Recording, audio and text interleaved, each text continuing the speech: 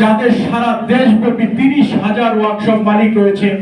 এই সংশ্লিষ্ট এই প্রতিষ্ঠানের সাথে প্রায় কোটি মানুষের জীবন জীবিকার জায়গা, যেখানে আজকের এই মতিঝিলের বিষয়টা যদি এই স্বল্প সময়ের মধ্যে এখান থেকে তাদেরকে উচ্ছেদ করা হয়, যদি মানবিক জায়গাটি বিবেচনা না করা হয়, তাহলে এই লোকগুলি কোথায় যাবে?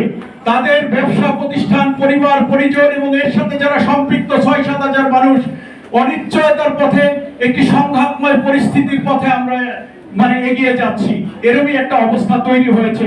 কারণ এটি শুধু তারা মতিঝিল একা নয়, এটি সারা দেশের একটা বড় কানেক্টিভিটি রয়েছে, যেখানে আমরা চাচ্ছি না যে এই অসন্তোষ এবং আগামী দিনে এটাকেই কেন্দ্র করে অর্থাৎ একটা বিশৃঙ্খলা পরিস্থিতি সৃষ্টি হয়।